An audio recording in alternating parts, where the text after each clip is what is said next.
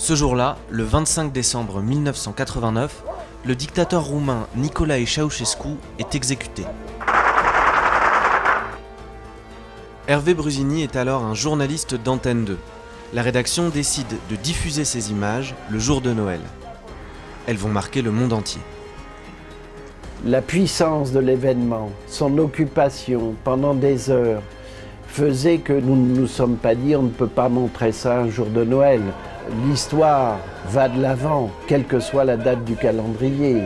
Pour la population, opprimée et exsangue, la mort du dictateur est une libération. Il était tellement puissant, tellement fort, il avait un tel contrôle sur tout et sur tous que tant qu'il était en vie, dans notre esprit, c'était il va reprendre le pouvoir. Plongé dans une révolution en direct.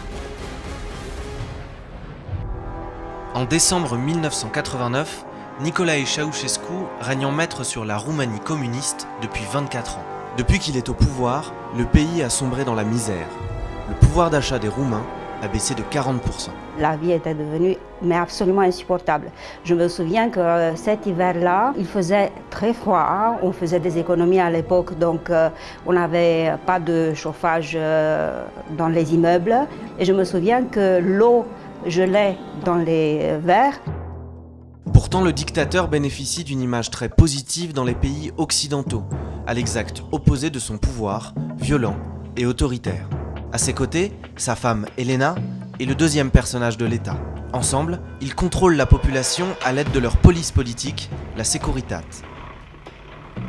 Ils sont extrêmement proches parce qu'ils sont tous les deux dans cette sorte de sphère un peu dingo d'un pouvoir qui est le leur et qui ne se partage pas. Ils ont tout fait ensemble, toutes les décisions, ils les ont prises ensemble. Mais c'est vrai qu'elle était d'une méchanceté particulière. Face à l'oppression et suite à la chute de nombreux régimes communistes voisins, une série de révoltes populaires éclate dans le pays. Le dictateur organise alors une grande manifestation pour reprendre le contrôle de la situation. Mais Nicolae Ceausescu ne pourra jamais terminer son discours. La réaction de la foule, désespérée et galvanisée, va marquer les mémoires. Les gens ils ont commencé à crier à bas Ceausescu, libertate, donc liberté. Et ça a pris. La révolution roumaine vient de commencer. Ce que Ceausescu pensait être une démonstration de force va au contraire devenir le lieu de la manifestation populaire et cette fois dans la capitale, sous ses yeux.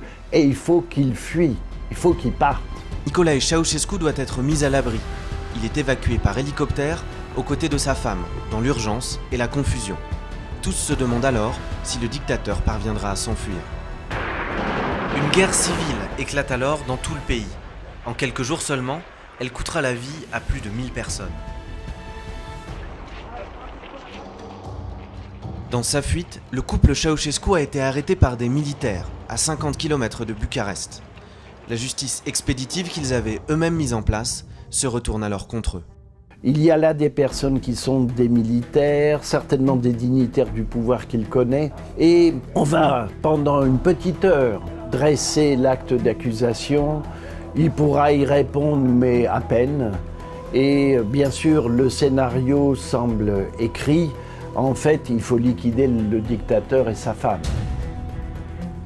Ils ne comprenaient pas en fait ce qui se passe pour de bon. Ils disaient mais qu'est-ce que vous racontez? Mais on va convoquer la Grande Assemblée nationale. Mais jusqu'au dernier moment, ils n'ont pas cru que ça va leur arriver. La sentence tombe pourtant. Ce sera la mort. La caméra de l'armée roumaine immortalise alors un moment d'une rare violence. Il y a quelqu'un qui ligote les mains derrière, qui les font sortir dans la cour intérieure et ils sont exécutés tout de suite. Tout à coup, celui qui était l'oppresseur devient une sorte de victime d'une sauvagerie de l'instant. Il y a là quelque chose d'assez épouvantable, d'une exécution sur un bout de trottoir de deux vieux. La nouvelle nous est parvenue il y a 20 minutes à peine. Le dictateur roumain Nicolae Ceausescu et sa femme Elena ont été exécutés.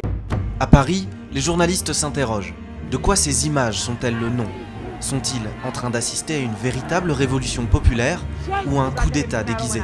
La révolution roumaine, entre guillemets, c'est une image qui n'a jamais son contre-champ ou qui ne s'élargit jamais. Parce que c'est aussi et peut-être d'abord un coup d'État. À Bucarest, pourtant, les coups de feu cessent immédiatement. Une seule information importe en ce 25 décembre, Nicolae Ceausescu est mort. C'est terrible de le dire, mais c'était un éclat de joie. Dans notre esprit, la disparition de Ceausescu, c'était la vraie disparition du communisme. Ce jour-là, dans les rues de Roumanie, résonne alors une mélodie que le régime communiste avait toujours interdite. On entendait des chants de Noël à la radio, à la télé, pour la première fois depuis l'instauration du régime communiste en 1948. C'était, enfin, extraordinaire. Ce 25 décembre 1989, le jour de Noël, la Roumanie a changé d'époque.